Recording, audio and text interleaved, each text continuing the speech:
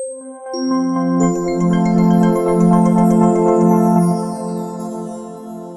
everyone, I am back. It's Dr. Hammond here with your mental health moment. I hope that you have had a wonderful week. Today I'm in the Tampa Bay area of Florida. Hope you're well. And for those of you who are new, mental health moment is all about how do you become the best version of yourself so you can show up for yourself powerfully and for those around you. I had an event tonight with some amazing teenagers with the Ryan Neese Foundation, which is a nonprofit that I'm on the board of.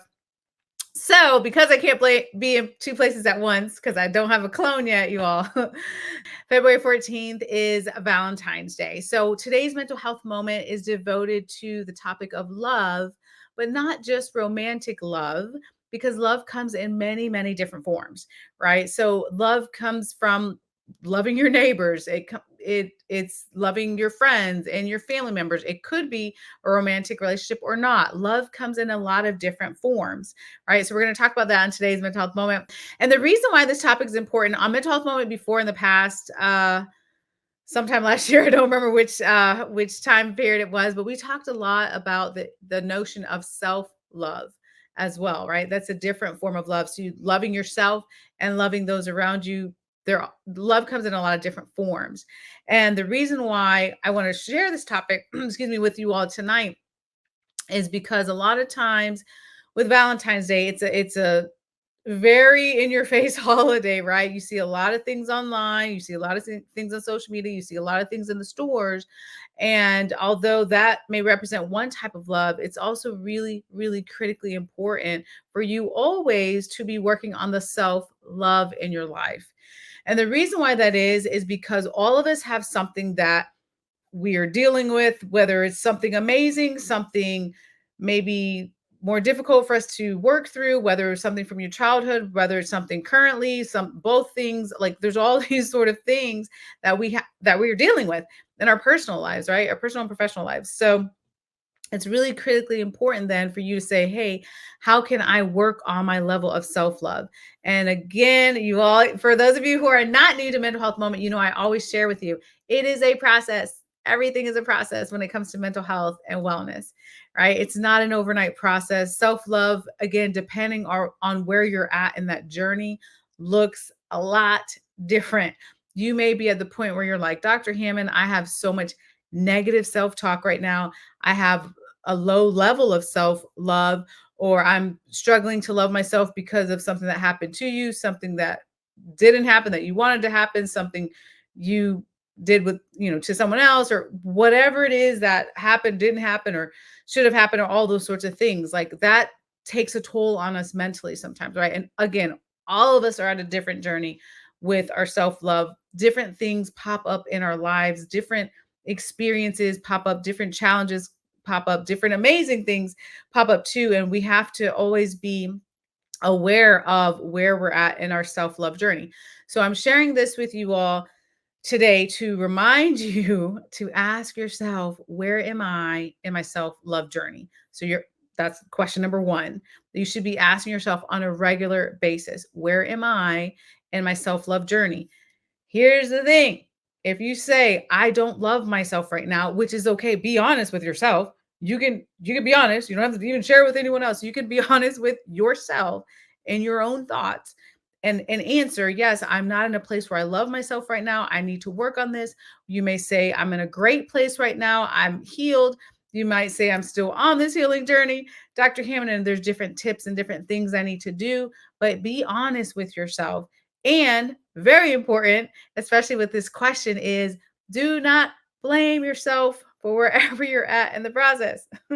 So the whole point of moving through and healing and working on your self-love is not at all during the process to get to the point where like, man, I don't love myself, or I judge myself, I have blame, I have all these negative thoughts, or wherever it is that you're at, right? Because the fact that you're even listening to this mental health moment right now, the fact that you are working on yourself, like how do you become a better person, right? The fact that you're even doing that, like that's step one. So congratulate yourself. If you're like, I'm at the starting line of this, I'm just trying to reset my life, recharge, wherever it is you're at, congratulations.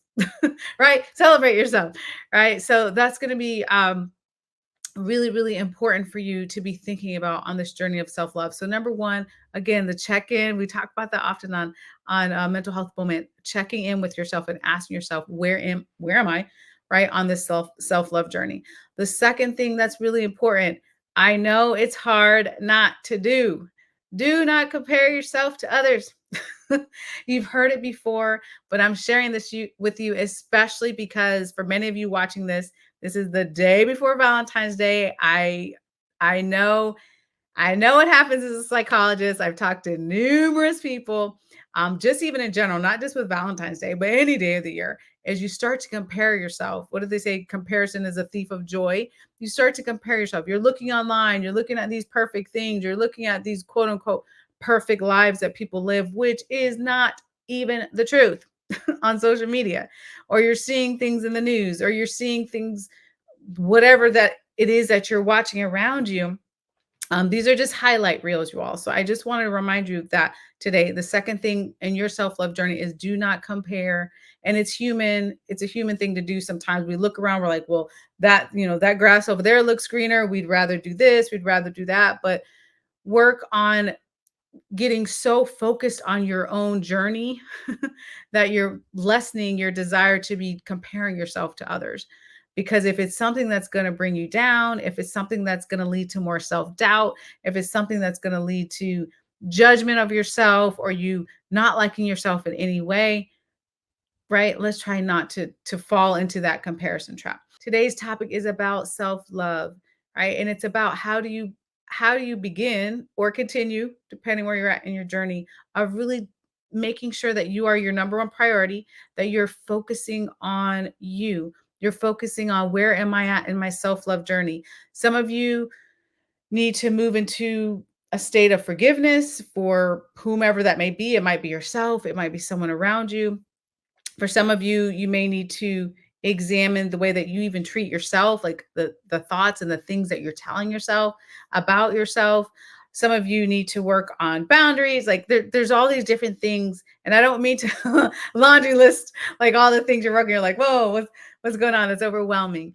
I'm just giving you different examples of things for you to think about, like where are you at in this process of self love.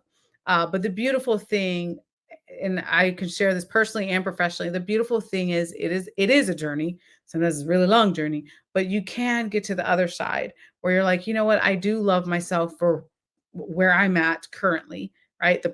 For the present version of who I am.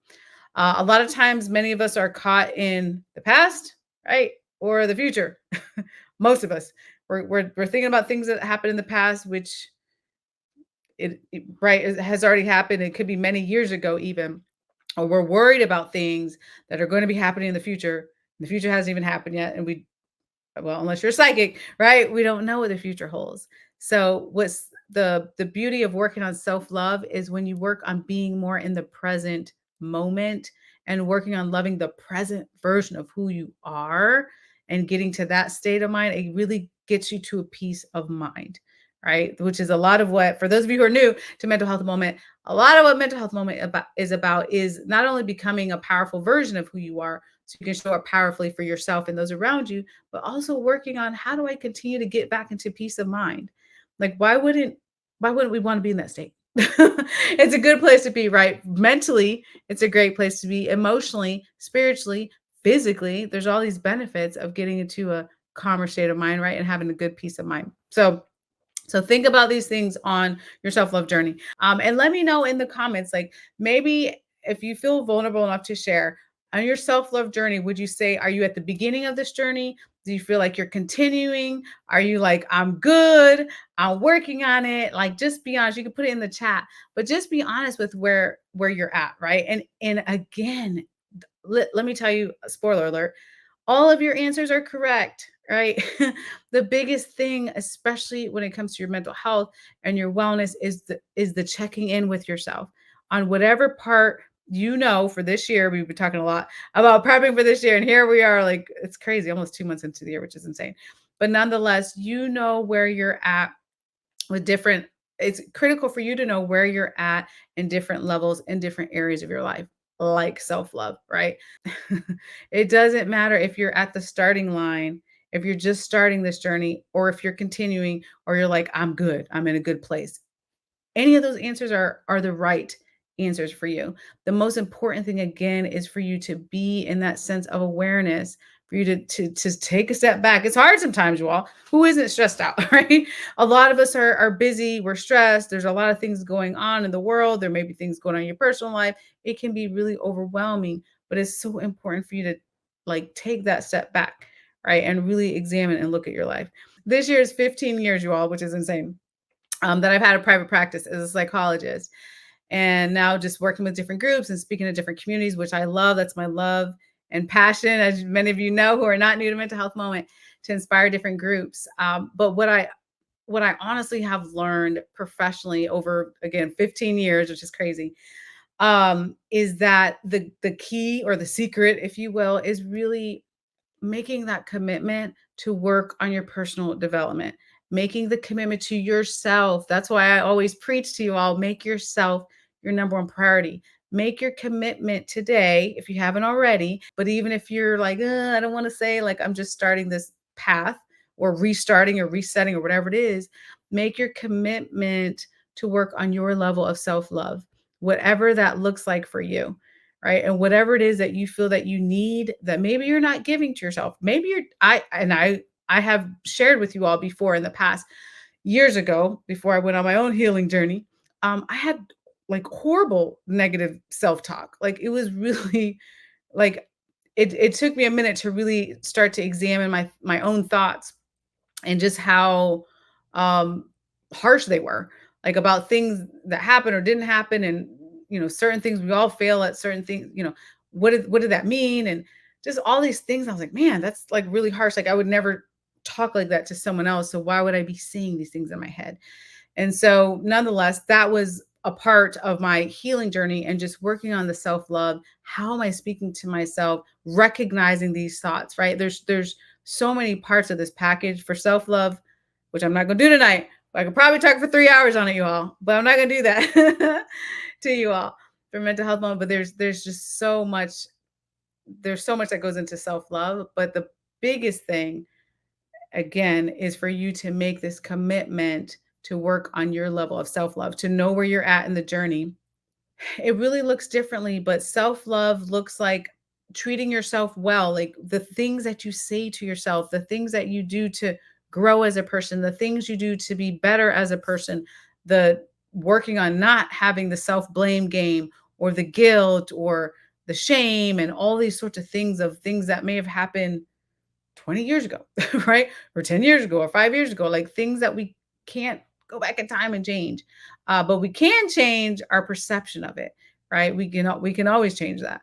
Our perception of things that might have happened in the past or things that we think could happen in the future.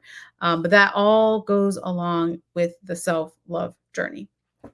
So it was on my heart to share with you all today how important it is to know that's your level of love for yourself and just the self-love that you possess and the journey that you're on. It's important for you to make that commitment to continue that throughout your life. Also, I do want to say that there's a lot of love in the world. Don't let the negative things don't let the negative things you see around you, whether it's the media, the social media, or whatever, like don't let it make you think that everything is horrible, everything is hatred in the world. That's really not true at all.